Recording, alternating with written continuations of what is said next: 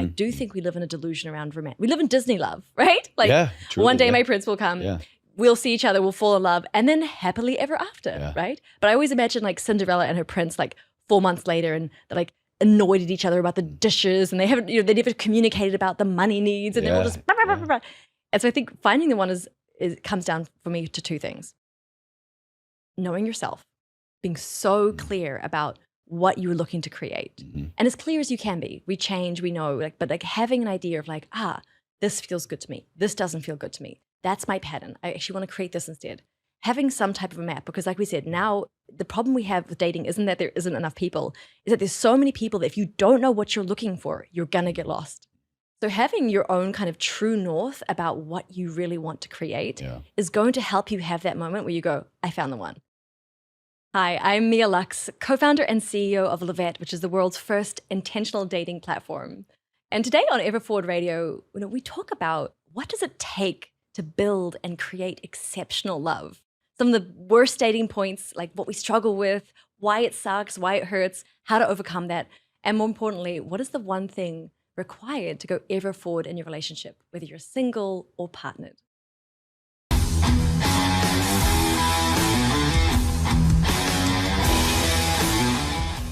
Hello. Hi. Thank you so much for being here. I have a couple questions I want to ask you before we get rolling in. This is kind of different for me because my audience is like, Chase, you have ready prepared questions. This is new. But in getting to know you more, I have really enjoyed checking out what you do and how you do it. And I thought that your recent Instagram stories were so spot on to a topic that I would love to just dive into.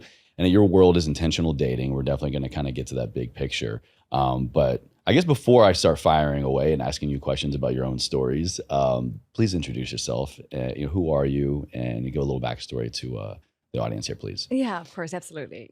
So I'm Mia Lux, and it's funny, my background is like you, very different from where I am now. I actually started as a lawyer. So I came from like a very traditional linear background where I'd say I was told that you achieve, you learn things, you become professional. I think like many people that you work with, I just found that wasn't actually the best model for like happiness and success.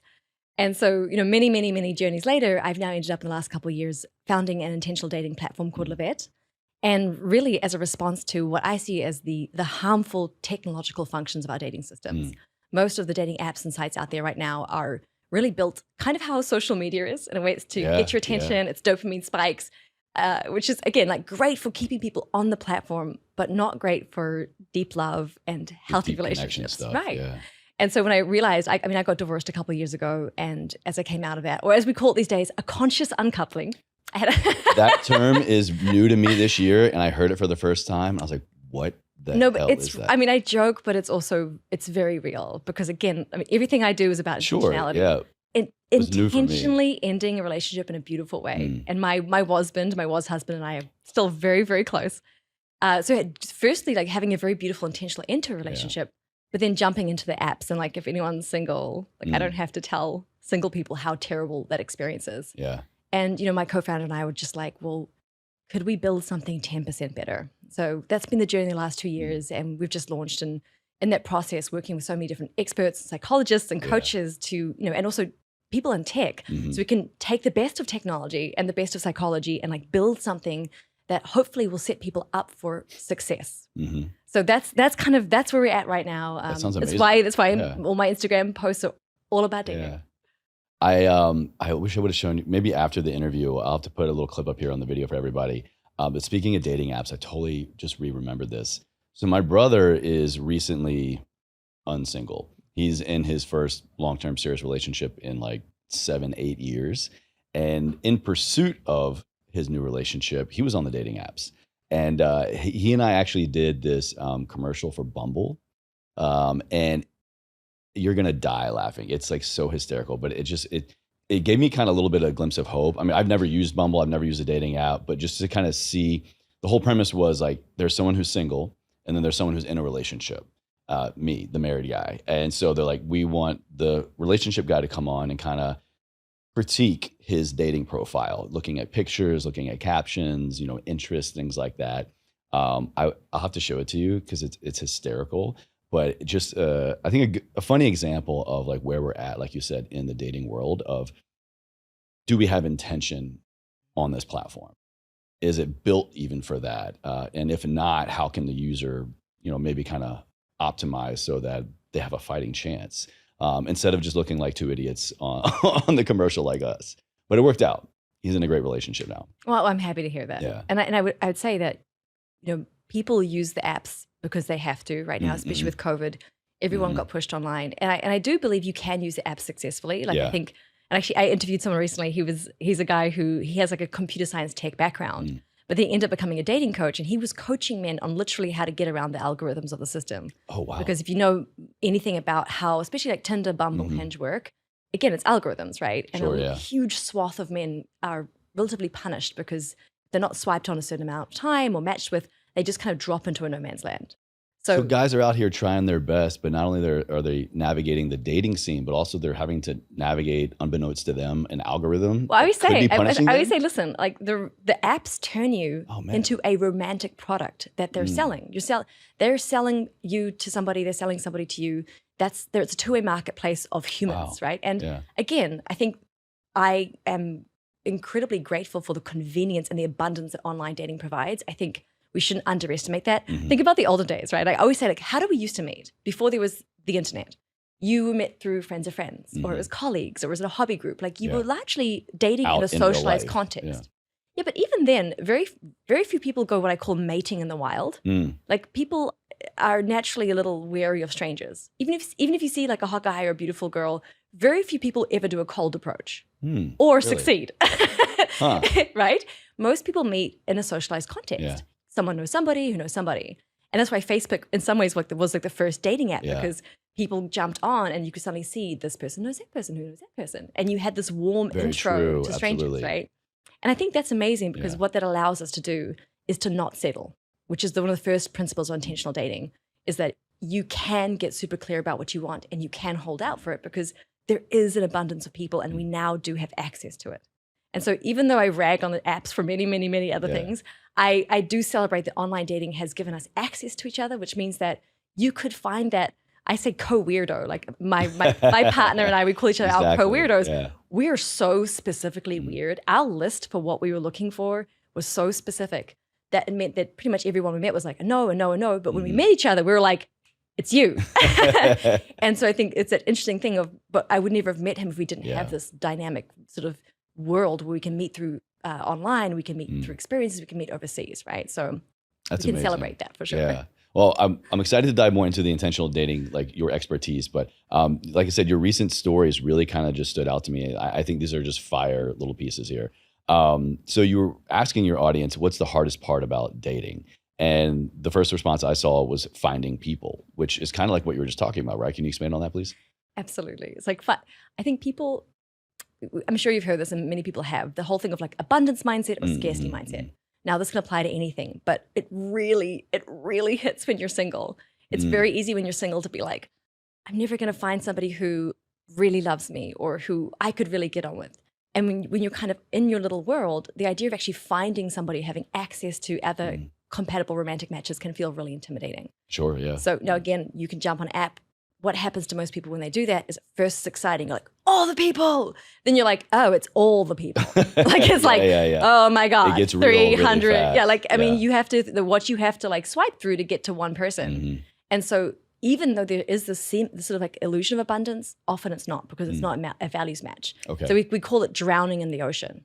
We're like, you're surrounded by water, but is it like dying of thirst in the ocean, right? Yeah. And so I think the complaint of not finding people is actually more a complaint of not finding values aligned people. You can find people, but what we're looking for now, to the point of, I think in this generation, we are now finally willing to say we want healthy, high quality relationships. Yeah, and you touched on that. That was another note that I took down that mirrored so perfectly. It's not only just finding people, but it's finding, the same value-driven people, or even just have some of the same values.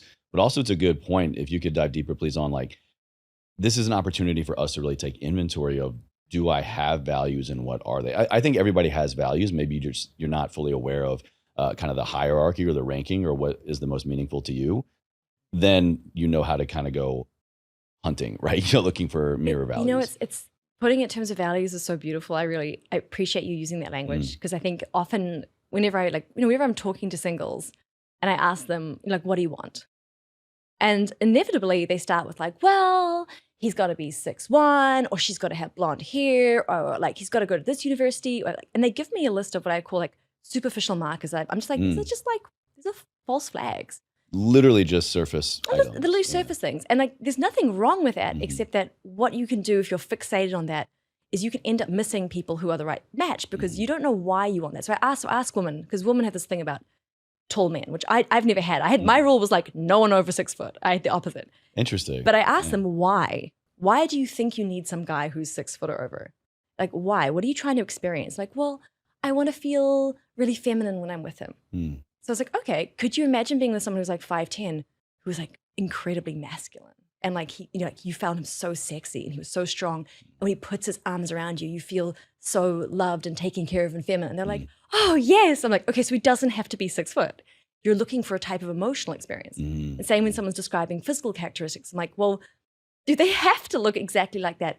Or do you want to feel incredible sexual chemistry? Yeah, what's the feeling that What you're is the really after experience, underneath right? that? So when I asked, we have a system in Vette called the 3 H's, which my co-founder, she's a coach, she developed the system, gosh, decades ago. And she's worked like thousands of people around it. And she helped me when I was single doing this, which is like the head, the heart, and the hoo-ha, or the second head. And it's the 3 voices that get a say when you date. What makes sense on paper? Yeah. Like this stuff isn't maybe so sexy, but kicks your ass in the long run. This is your values. Like, what do you like the same thing? Do you have an aligned future? Do you want the same things? What kind of conversations or culture matches do you want to have? What's good on paper? Heart, love, trust, emotion, connection. Hoo-ha, second head, sexual chemistry, compatibility. And the cool thing about the system is that you ask these questions of what experience do you want to have and what values are you looking for? In each one of those kind of each of those things. You know, I think so much of what we do when we're looking for a partner is we fetishize a type of person. And we go, I want that person. Yeah. And we forget that that person is just part of it. The other 50% is, what does the relationship feel like? Yeah. And you've been married. I mean, anyone who's had a healthy long-term relationship understands that so much of the relationship is how you communicate, how you resolve conflict, how supportive you are. These are these intangible, These are intangible things that you can't see on a profile, and they're created between 2 people. And so when you start your list of like, what am I looking for? Part of dreaming into your relationship has to be not just dreaming into like, who's the cool person I'm going to date, but how's it going to feel to be with them? How do we take care of each other? How do we support each other? And so our lists around that stuff are so much more about that experience versus like, went to Harvard. Which, to kind of open up a can of worms, I mean, I think I was sharing with you earlier this year, been kind of cracking open a little bit more of the intimacy and relationship and even sexual health conversations here on Everforward Radio. And shout out Dr. Trish, this naturopathic physician out of Southern California. And she made this really great comment that I think is important for people to hear. But in addition to what you're talking about, and she was like, there's nothing wrong. We shouldn't have shame around wanting to be attracted to the person. So whether that's, I'm attracted to tall people, I'm attracted to stocky people, thin people, large people, you know, any shapes, color, sizes, whatever. I mean, there's, I think, a lot of ownership that can be had in like, just, this is what I like. Maybe I don't know why, but it just naturally speaks to me. But not only jumping in on that. But if it's like, I know what I like and I can know why, like what you're talking about, I think you're setting yourself up for way more potential and success in dating and meaningful relationships, right? I agree. And it actually goes towards, like, we talked about this just briefly about how the apps can punish different groups of people. Yeah. And I think one of the reasons, so with Vette, there is no pictures. Everything's 100% video. And the reason I made that decision. Oh, cool. Yeah, it's because what we saw was that, like, surprise, our ability to make a assessment on heavily filtered selfies, apparently not so good. But our ability to make an assessment of attraction based on video, even a 3 to 5 second video, jumps. And what I was seeing was that when I showed women pictures of men, they were a lot more critical. When I showed them videos, you hear how the man talks, you hear the language he chooses, you see how he moves. Women were actually a lot more attracted to men. Oh, that's got to be a way better, higher quality assessment, fair assessment. Yeah. But also I think for women, like, I think for everybody is the truth. getting to see how somebody moves, how they talk, the sparkle in their eye, like they're all these kind of, I'd say, non-physical, non-visual aspects to You attraction. can catch a vibe. Yeah, we literally call them vibe videos. Yeah. So, Good. So no, literally, like in Vette, it's like your instead of a profile picture, you have a 5-second vibe video, and everyone has to do the same thing. Amazing. Which is just you choose 3 words, and if something to do with you, you look straight to camera, you just say those 3 words. Wow. And they're like open loops too, right? So you've got this person, and like mine is like love, lucidity, learning, done, right? And so we found that like giving people this opportunity to show a little bit more of themselves and to make that assessment, they were able to filter in people they would have just swiped past. Because again, to this point of like, if you're just measuring on a superficial marker, if you're just looking at a picture, one of the things that breaks my heart is like, man, how many people have swiped past men or women who would have been amazing partners for them? I can only imagine. Yeah. Yeah. Well, to keep the train rolling. This is my passion. So I'm like, just direct me and point me back to the questions anytime. Well, keeping in the theme of, what's the hardest part of dating here. Another one that I really was like, this is powerful. You said the emotional letdown after communicating for ages to find you're not real life compatible. What do you mean by that? I kind of have some thoughts, but there's a lot going on there. Yeah. I mean, again, if we compare how we used to meet to how we meet now, meeting in socialized in-person contexts, your ability to assess very quickly if there's like a vibe or an attraction is pretty easy. You're like, right? You can sniff each other out. Now we are meeting in this kind of virtual landscape, and people who don't have what I call like an intentional dating system for how they approach dating tend to just do this thing where they like match with somebody and then like they chit chat, and then if like the chit chat's good, they'll often chit chat for a long time. And I know people who've ended up in kind of like 3 to 4 to 5 to 6 week pen pal chit chats with people, never having gone on the phone, never having done a video, and then they go straight from like chit chat to in person. And they've invested so much time and shared their dreams. And in their head, they've built this person up based on a picture and the conversations they've had to be this person. Hey, we've got good rapport. There should be something here, right? Yeah. Right. And then they meet in person and like, listen, chemistry doesn't always just instantly translate. And so I think there's a lot of disappointment around that, because in some ways we're putting the cart before the horse. I mean, I believe very much, like you said, in the fact that our sexual chemistry should get a voice. It does matter. Romance and romantic relationships is the area where we get to have those needs met.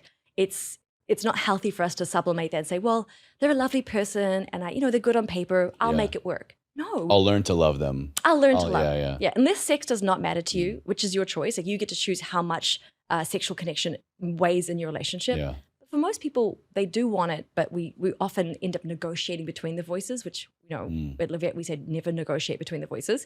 Each voice gets what they want, right? Okay. And so in this case, it's just that the hoo-ha of the second hit isn't getting met. Yeah. So what we do, like one of the ways we get around this, it's a system I started doing when I was single, which was if you match with somebody, chat for like a little bit, and then within 2 days, if I'm like liking the conversation, I say, hey, listen, let's jump on a video call so we can just see if we both pass the psychopath test. So like a little joke, and then just a quick 10-minute video. Just want to and 10 minutes on video with someone, I could tell if there was a spark. And if there's a spark, I'd be like, let's go on a date. And often those 10 minutes would turn to like an hour, and you're like, you're chatting, and now you've asked questions, you're developing rapport. 2 things that does is, first of all, it makes you feel comfortable with the person.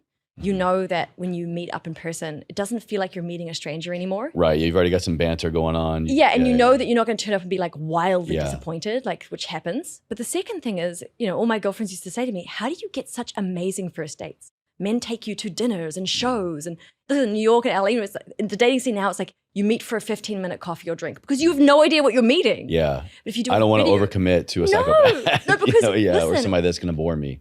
You can tell in like 3 minutes the amount of stories. Every single person has a story where they're excited to meet somebody, they'd been chatting, and then within 3 minutes of meeting the person, they're like, yeah. And now you have a whole like evening to sit through, right? So what do you do then? If you're like, you've got good rapport, you've been chatting online, maybe a video chat, but like the in-person connection misses the mark.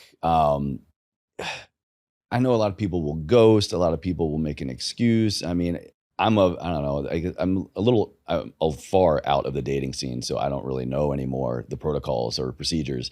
But I feel like there's just got to be a better way, so that, because I think if somebody ghosts somebody or they have a bad experience in the meetup, that's got to be detrimental to the other person. Maybe they're experiencing that multiple times, which is going to maybe make them retract from dating overall, which is going to just perpetuate the problem and awkwardness and all the things when they meet up with the next person. Like we're not helping each other by not being truthful when like, hey, it's just not working, right? And you really nailed it. I think, thinking about love as this area where we're trying to be vulnerable, we're trying to show who we are, but in this modern context, so many of us have experienced bad things. Yeah. We're actually protecting and defending.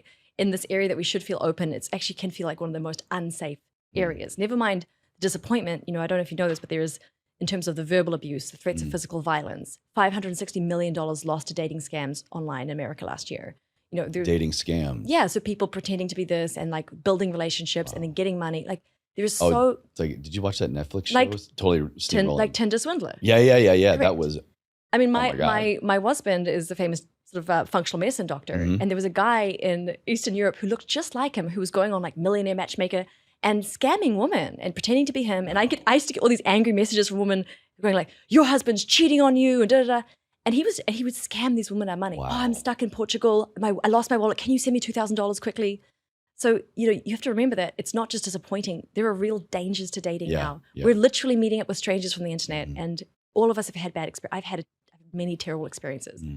So to that, again, like, how do we fix this? With Vette, we have a membership system where we background check everybody. Okay. So, I can see most sites are trying now to create some kind of identity verification.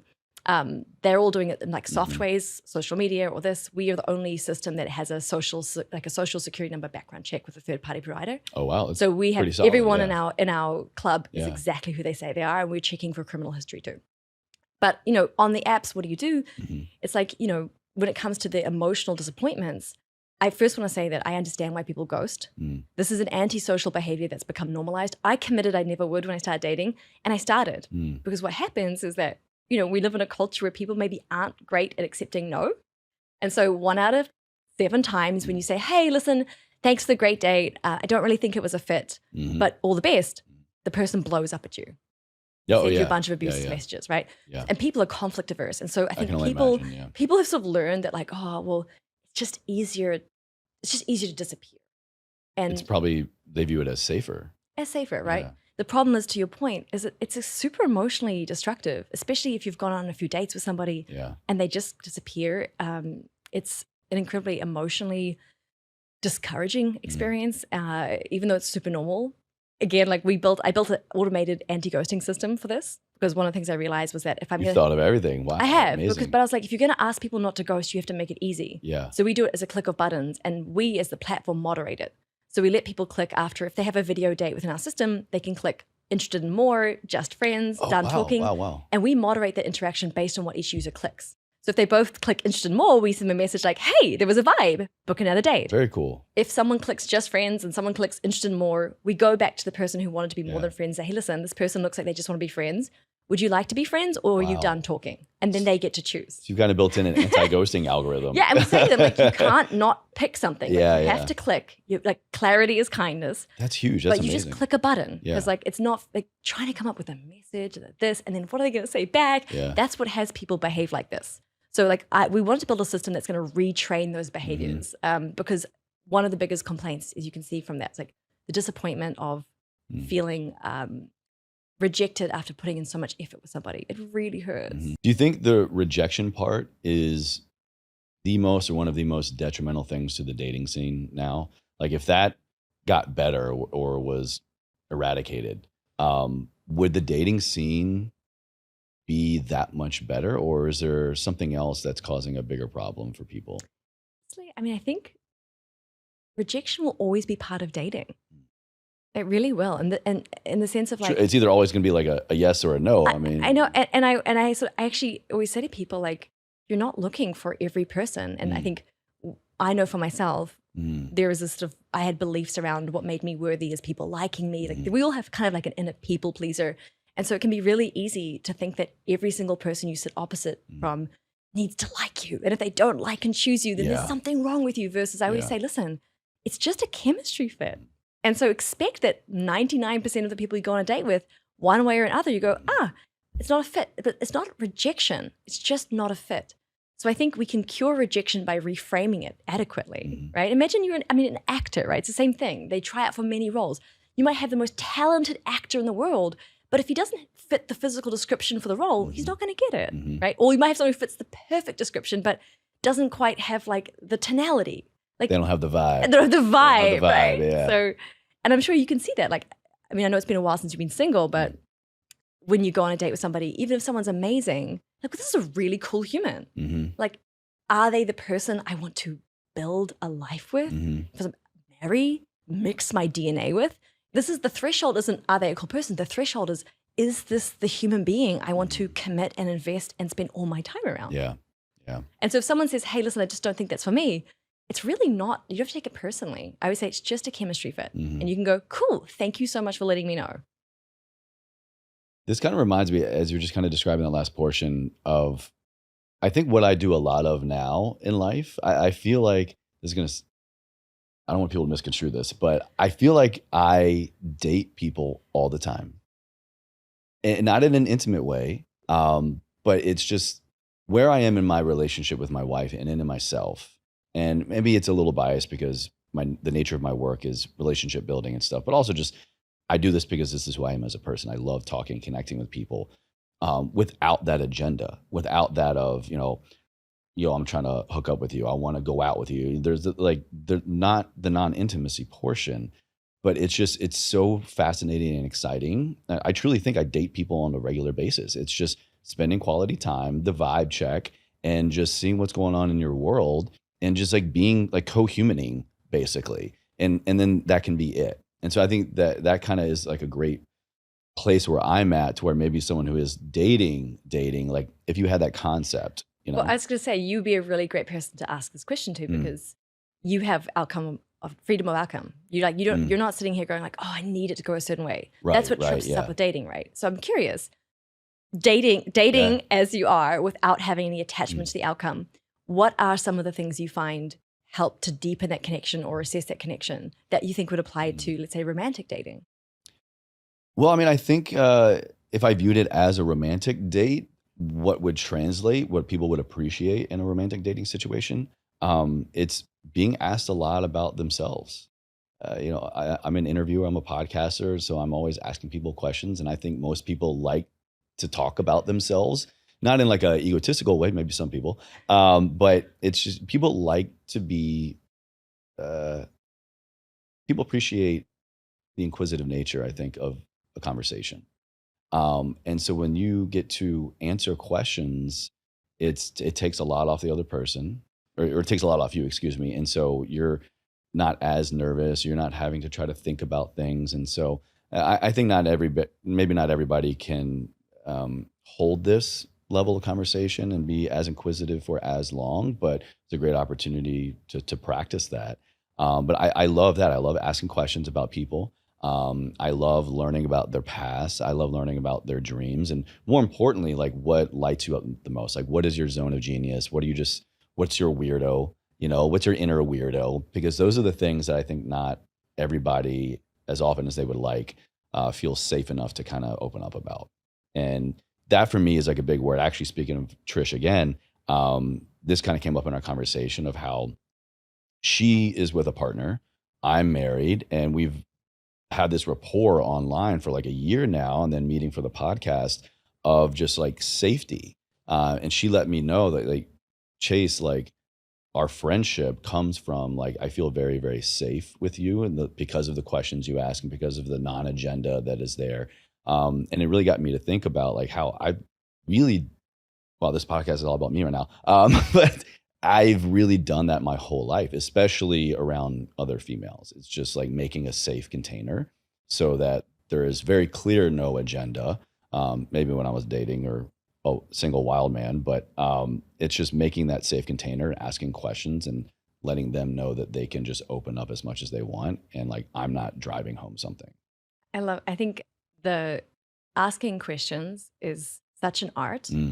And especially on a date, like knowing how to ask the questions And I always say like asking questions is two-part. It's how you ask and then it's how you listen, right? Yeah, very true. I always say like, because I always teach like, and by the way, I so agree with you because one of the questions, the first question I always say to people, if you want to ask a deeper question on a date, but you don't want to seem too like intense, you just ask like, hey, like, so tell me, what are you most excited about in your life right now? Very safe question that lights the other person up, right? But if you ask someone that question and they start sharing something they care about and you kind of like glazing over, or you're disengaged, or you're too intense. Well, you're like too excited. Right. Like versus like holding, I call like, it's just like a presumption of affirmation where you're a good listener who's warmly receiving what they're sharing is a big part of it too, right? Yeah. And I call it like there's a balance on dates of being interested and being interesting. And I think a lot of people tend to err way too much on like trying to prove how interesting they are. This is what I do. This is my resume. And they talk, proving how interesting they are. And the other person ends up feeling like they're sort of like, okay, I guess I'm in someone's soliloquy. This person doesn't even seem interested in me. And there can be a misconception because this person thinks they're proving value. They're trying to prove value to this person, but this person just feels left out versus asking a question. And then like asking, listening, revealing, asking, listening, revealing, asking, listening, revealing. It's a beautiful way to develop rapport and explore together on a date. So well said. Yeah. I want to go back to something you said that I think was really interesting about, you said you're not looking for everyone. I think that's an important clarity moment for people in the dating world.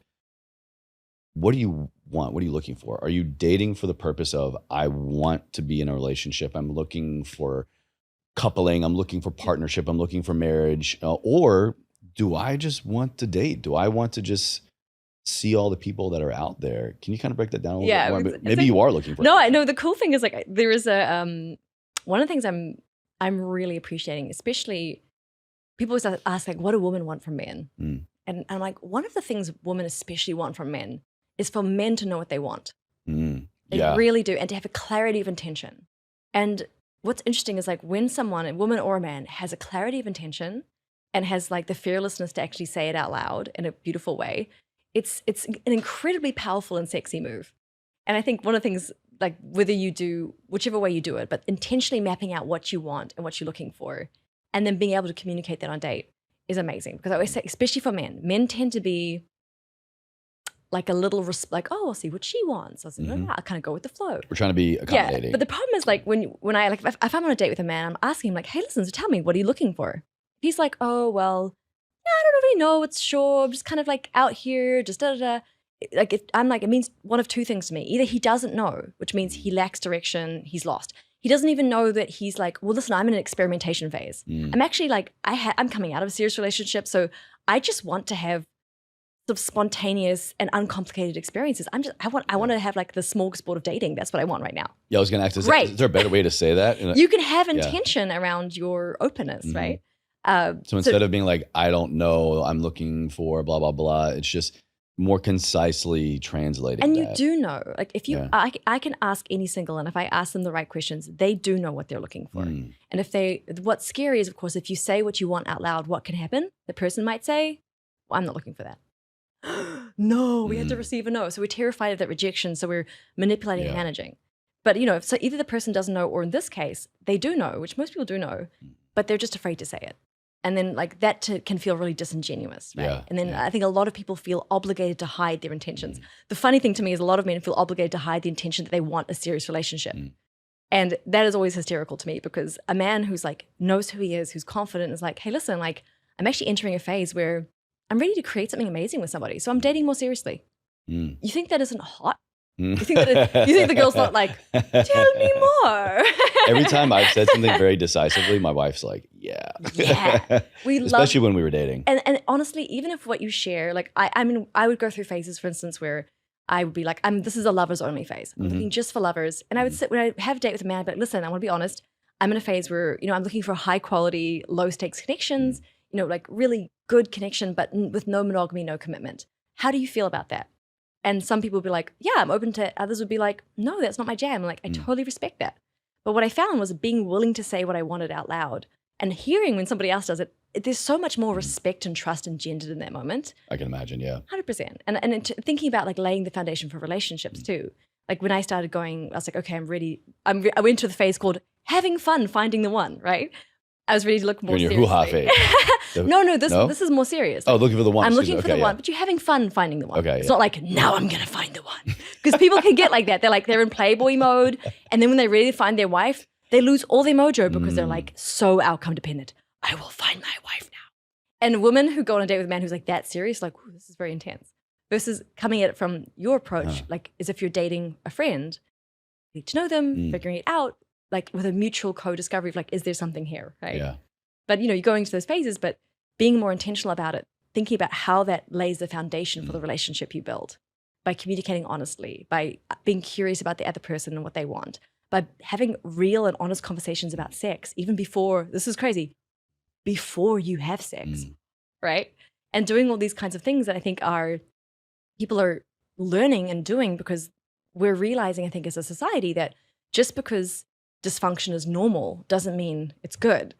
Right. Yeah. And I think people are done doesn't with mean we have dysfunction. to keep it being normal. No, like just because we see like, oh, it's normal that married couples don't have sex, or it's normal that married couples fight with each other all the time, or it's no. I'm like, so what? That's because we're coming from generations where relationships were not valued and we didn't have the skills and tools to build incredible, delicious, loving partnerships.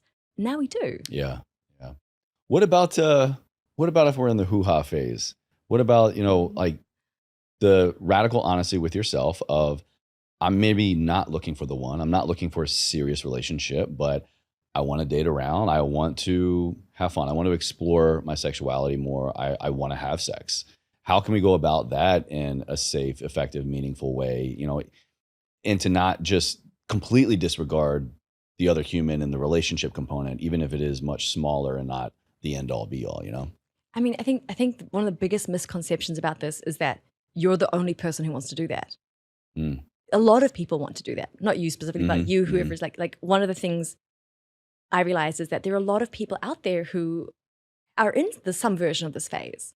And again, if you can talk honestly about it, you design it. We call it like intentional loverdom, where you design it together. You say, listen, ooh, I like that. I'd like to see you twice a week. Tuesday nights, Saturday nights, fun, sexy, delicious dates. You can stay over on Tuesday, on Saturday, but not Tuesday, whatever it is. You design it together. But during the week, like I'm not really available for texting or talking. But when we're together, I'm 100% present with you, and I'd love to explore this aspect of sexuality. How does that sound to you? Right? So many clear parameters in that. Clear parameters. 100%. There's no confusion whatsoever there. No confusion. And you say, listen, I'm not monogamous. There is no potential future. Where stuff gets weird is when people don't communicate. They are secretly just wanting a loverdom, but in order to get access to the person, they're dangling a carrot of like, oh, maybe we'll see where it goes. Versus, if you know what you want, being willing to say it and ask the person. And if the person says to you, I'm looking for more, you go, of course you are. You're such an amazing human. And listen, you deserve like whatever love you want to create. Yeah. You deserve it. I wish I was available for more right now, but I'm not. So like all the best. And you walk away. I think this is the biggest thing where we come back to the abundance mentality, where having strong self-esteem and strong self-love, understanding that dating in many ways is a numbers game, trusting that whatever you want, it's out there. Like you really can find people who are looking for the same thing. And so you don't have to end up in manipulations or compromise around it, whether that's looking for marriage or it's looking for lovers. People do the same with commitment. They compromise on their want for commitment because they don't want to put somebody off. On my first date, when I was looking for commitment, I was like, hey, hi, I'm excited to be a mother. I'm excited to get married. This is an exciting journey part of my life. This is what I'm going for. Date one. Amazing. 100%. Wow. And if the other person isn't like, I'm in that life phase too. I'm like, if they're like, oh, well, I don't know. I'm like, cool. Looks like you're in a different phase. Sounds really fun. Tell me more about it. See you later. Bye. Mwah, And it's such a liberating thing to take a stand for what you want. And it's such a liberating thing to set somebody else free to go find what they want. That's got to be so well received. I can only imagine. Hearing that might at first sound a little like, this is new and weird. Why are you so happy about us not continuing? But it's got to be so liberating for that person to not be burned, to not be ghosted. I think that is way more empowering for them to then go back out into the dating scene and like, all right, cool. Like I got clear communication on what is not going to work with that person. So now I can just get back to it. And I think that is the key thing is like, we talk about accountable communication, right? When I'm communicating something isn't a fit for me, I'm not like, there's something about you that I don't really like that's not going to work for me. I'm accountable. True. Yeah. I go, wow, it sounds like you're in this some more of an exploration period, which is so fun. I love that. I think for me right now, I really am looking for my person, and I am looking for something to build. So I don't think I'd be able to give you the kind of the freedom that you're looking for. So I think this is probably not a fit. I take accountability for where I am and where I am being not a match for where they are versus blaming it on them. And this sounds like 101, but if you look at, I can't tell you how many single people's text messages I read, right? If I look at the text messages of communication, there is unfortunately a default towards making it about the person, which is why I think it can end up and blow up, which is why people now ghost. Right, yeah. So I think learning how to communicate accountably your intention and what you want is a big part of it. So we've been talking a lot about relationships and finding relationships in whatever version that is for you, whether it's your hoo-ha phase, the head, the heart, the one. But I really think, and I would love to get your input here, in order for us to be the most successful in the dating scene, in the relationship scene, our relationship with ourselves needs to be, we need to at least know what our relationship status is with ourselves. And I think the more that we can focus on that, have some kind of ground level in the clarity like you're talking about of this is who I am, this is what I'm looking for. Not everybody's there though. I mean, the confidence to be able to say those things is very difficult for a lot of people. It takes a lot of and by the way, like I'm saying it now pretty easily. Right. I had to This isn't the first time. Yeah. I had to sit and practice it with my friends. I come from a polite society where you don't talk about sex, you don't say things to upset people, you don't say no to people. It took me a lot of practice to learn how to say it. And I did it poorly a few times. So I just say like, it's not, it's something, it is a skill that you develop. Yeah. Yeah. So how can we develop that skill? How can we first assess and establish and then nurture the relationship with ourselves so that we can show up in these ways that like you're talking about to be a better person on the dating scene? I mean, I love how you put it as like your relationship status with yourself. It's really great. I think it's complicated. No, it's complicated. I'm like, figuring it out. Because again, I know in my life, for instance, eventually I had to look at my own patterns. When people say, well, I struggle with dating or I can't seem to get into the right relationship, the first point is always to look back at your role in your relationships. And so, kind of taking ownership of always just, first of all, just pattern identification. We all tend to have some type of pattern. Like you look back, and even if it's a pendulum swing, we're like, I date this type of person, and then I react and date the opposite, and then I react, right? And I think to get ourselves free from whatever like unconscious dysfunction we have, the first step is like really getting clear and honest about our patterns, our roles, what's driving us. Now, there are 1,000 amazing therapists and coaches who teach about attachment styles and this, and that's where you can kind of dive in. You can figure out like, oh, like what is it in me that drives my picking selection, that drives like whatever it is. And whatever that flavor is, figuring out like how do you make yourself whole first.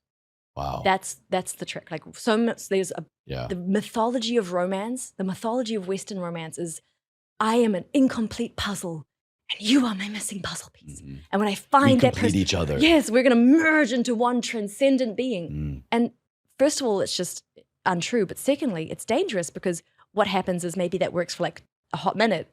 And then eventually you realize, they're just a person. Oh God. And they haven't solved my problems. I'm not actually infinitely happy. Yeah. And I've been trying to make their jigsaw puzzle fit into my puzzle. It's mostly projection and delusion and this like seeking of completion versus, I love this idea. There's a book, it's kind of a dive into like Jungian psychology around the earliest concept of romantic Western love.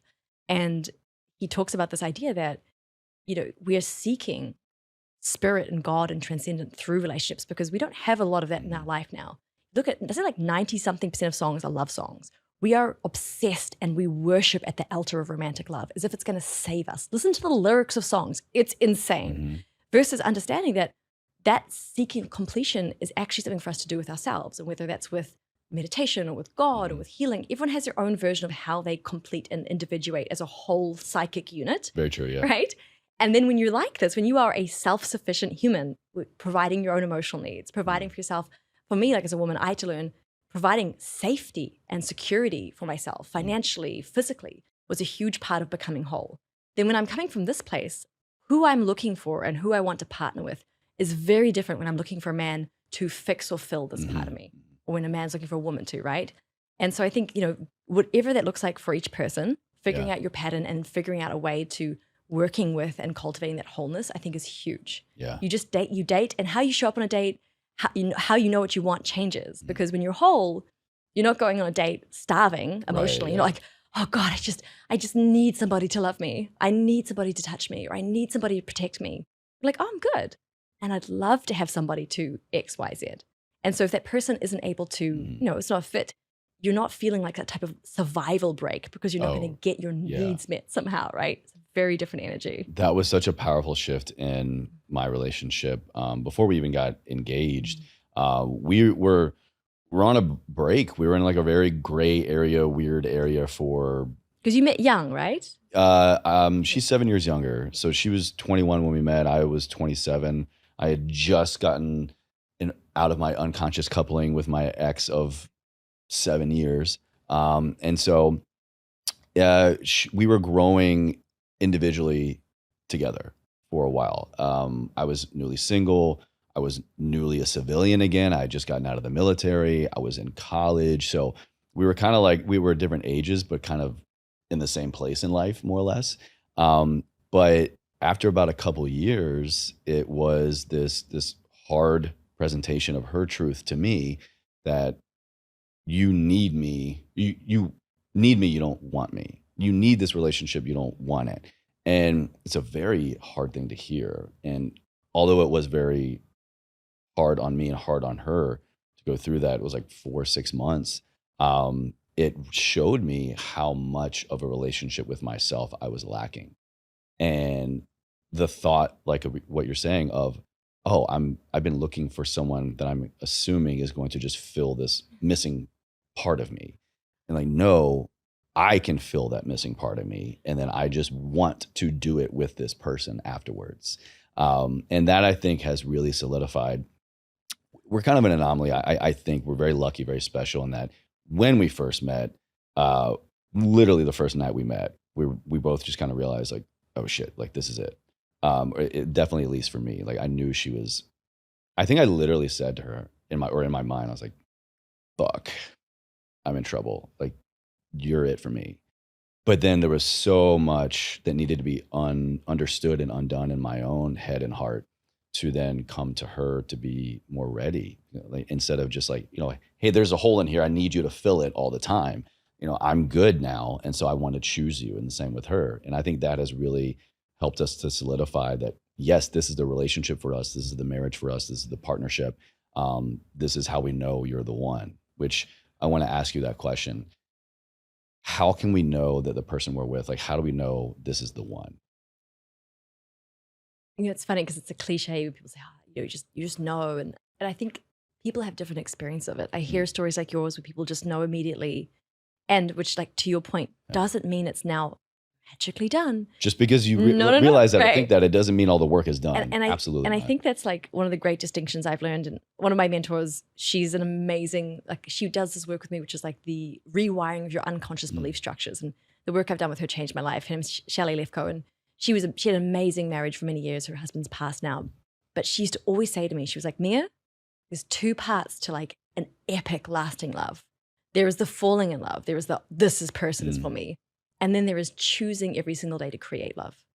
And that is the piece. And it made me understand, like, I do think we live in a delusion around romance. We live in Disney love, right? Like truly, one day my prince will come, we'll see each other, we'll fall in love, and then happily ever after, right? But I always imagine like Cinderella and her prince, like 4 months later, and they're like annoyed at each other about the dishes, and they haven't, they never communicated about the money needs, and they're all just And so I think finding the one it comes down for me to 2 things. Knowing yourself, being so clear about what you're looking to create. And as clear as you can be. We change, we know, like, but like having an idea of like, this feels good to me. This doesn't feel good to me. That's my pattern. I actually want to create this instead.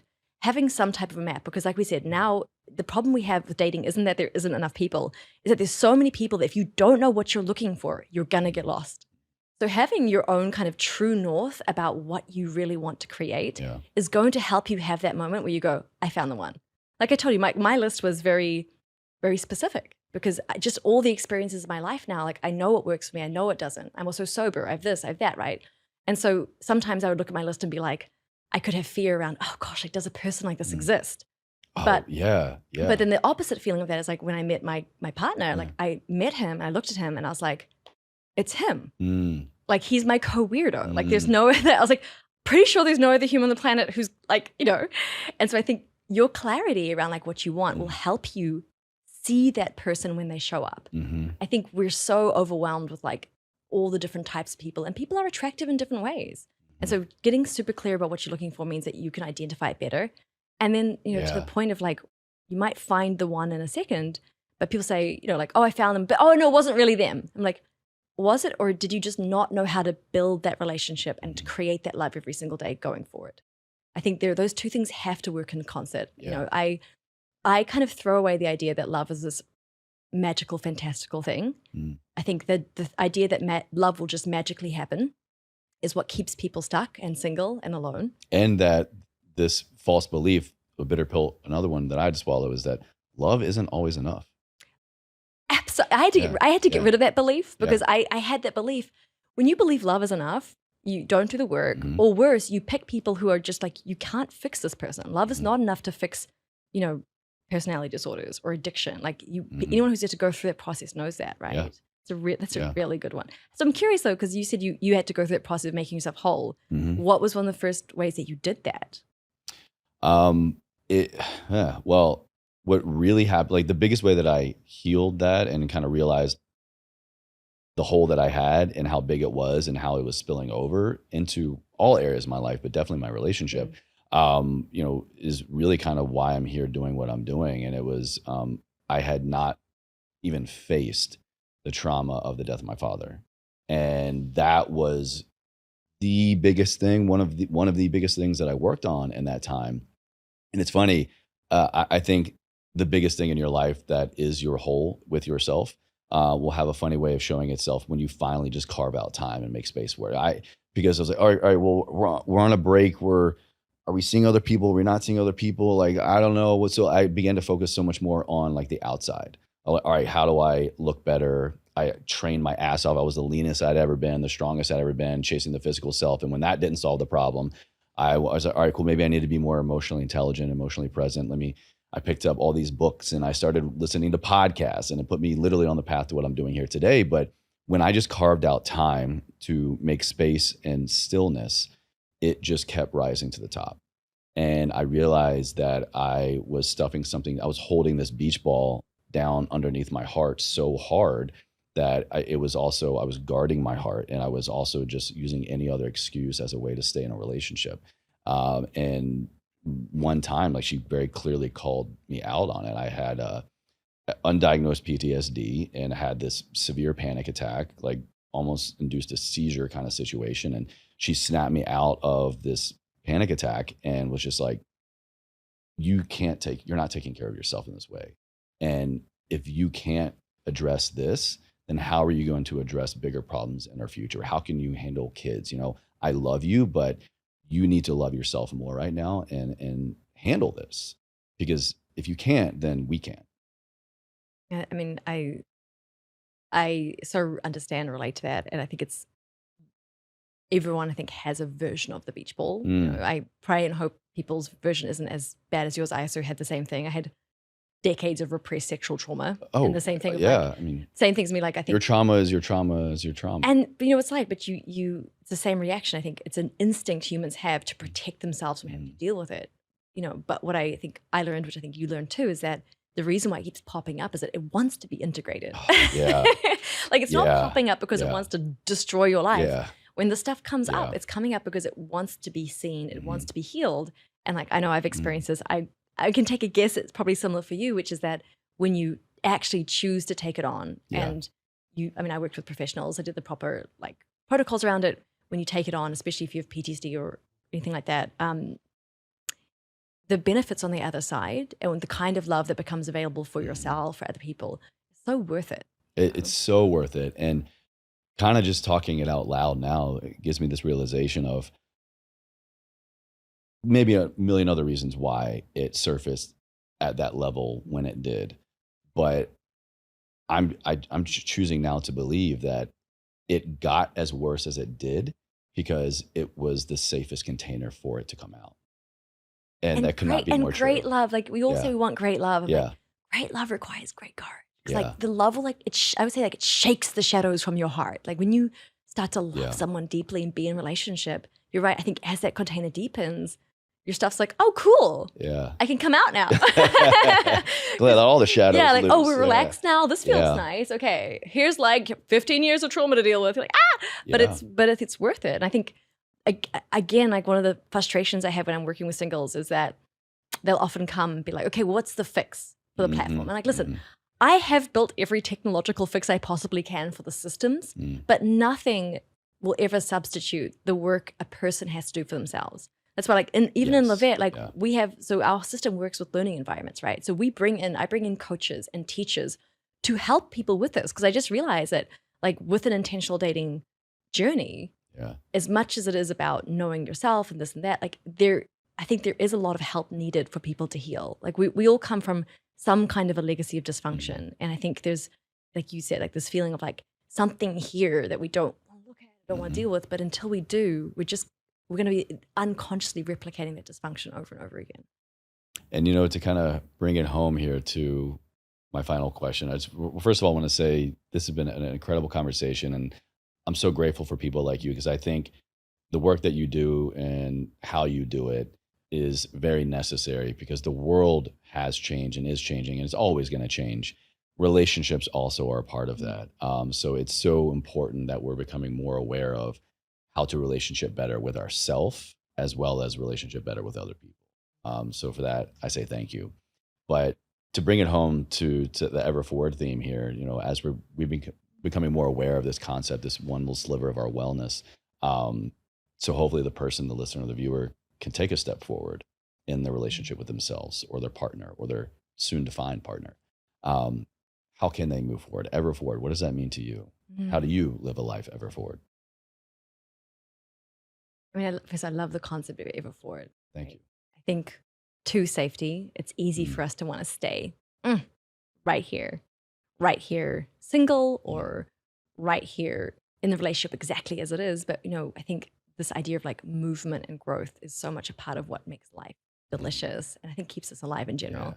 You know, when it comes to love, I just echoing back what you said around the relationship with yourself, irrespective of where you are in the dating journey, the self-reflective awareness, the practicing of that skill, I think is what will make you go forward. And it's always, like, for me, I can speak from my own experience, reflecting on my behaviors, reflecting on my integrity, reflecting on unexpressed wants and needs, being willing to be honest with myself about where I am hiding or overcompensating or whatever it is. And I know, like, when I was single, it would teach me where I was not dating well. When I started building my relationship, it taught me where I was afraid. And in relationship now, it teaches me like where I need expansion. But it's so funny that relationships with other people often have so little to do with the other people. And so if you want, I think you want that growth forever, it's the growth inside of yourself first, and being in direct and deliberate relationship with yourself. Could not agree more. And you said it better, but it's kind of how my wife and I answer questions. Because we have a lot of single friends. We also have a lot of couple friends and married friends, but we find ourselves hanging out with a lot of single people.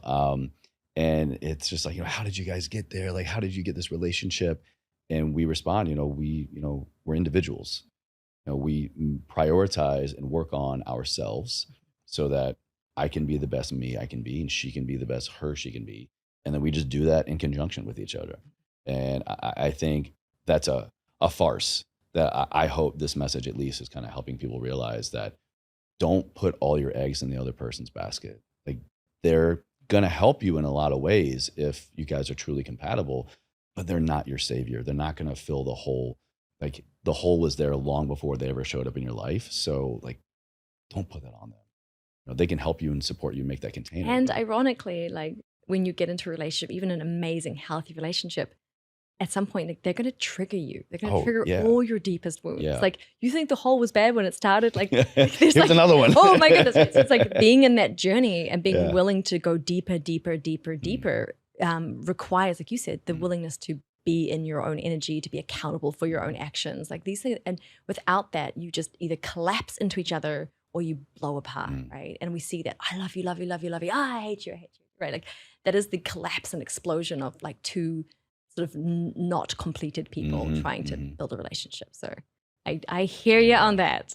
Well, Mia, this was such a pleasure. Thank you so much. We're going to have all of your information down in the show notes and video notes for everybody. But where can they go to connect with you more and learn about you and the dating app? Absolutely. And all You can come follow me on Instagram at Mia Lux, or Okay. you see there, you can check out Vette, my dating platform. And yeah, if you are single, listen, we built this as an alternative. This is, trust me, I wouldn't have built Vette if I didn't have to. It came out of a place of being single and so annoyed in the world. So if I 100% understand how it feels. So go check us out there.